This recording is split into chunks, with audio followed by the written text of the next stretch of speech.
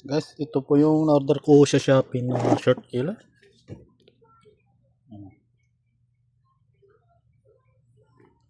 Yung cord po niya, malambot po siya. Hindi gaanong mahaba. Sukatin natin. Malayo po mas. Sukatin natin. Gaano kahaba.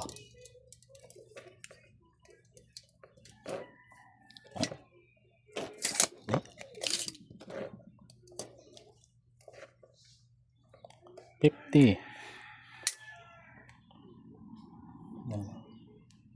Sabihin na lang natin 20 inches. 20 inches. So.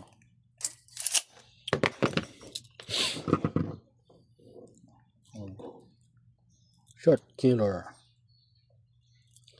Sa Shopee ko po in order to. Kung gusto nyo po bumili, ilagay ko na lang po yung link. Para hindi po tayo maloko. Kasi may mga ibang seller kasi nanluloko po sila. Tapos turn on po natin.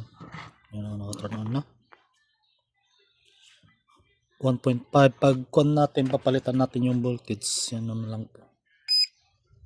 1.7, 1.8, 1.9. Ganun lang po. Tapos pag tinesting natin, pinag-short natin to, tutunog po siya. 35.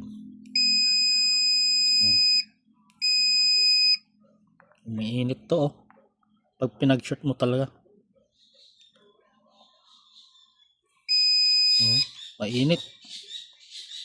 Talagang malakas po yung kwan niya. Tapos ang titignan natin yung nasa loob. Try natin buksan to. Kung ano po itsura niya sa loob. Okay?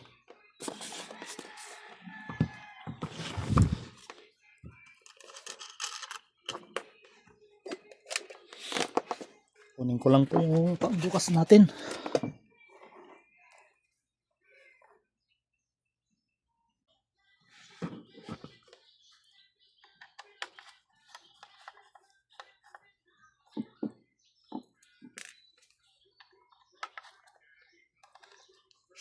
Sa Shopee.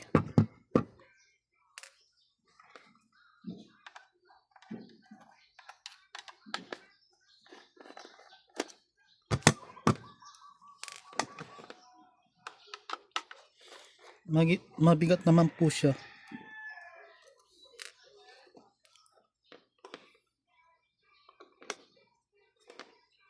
Sino to?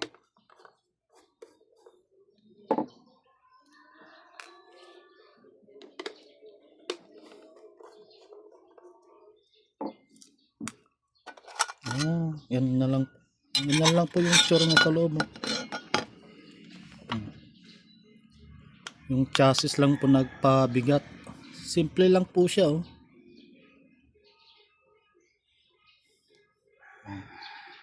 Short killer. Tapos ito yung pinakakuan po niya.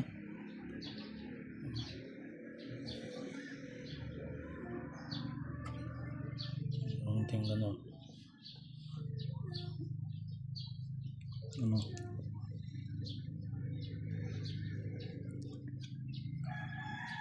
Tapos mayroon pang isang kuan doon.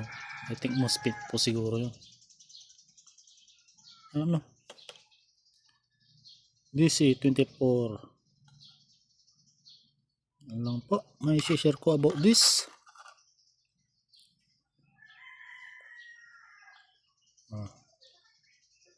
Ganyan po lang yung tsura ng kuan sa loob po niya.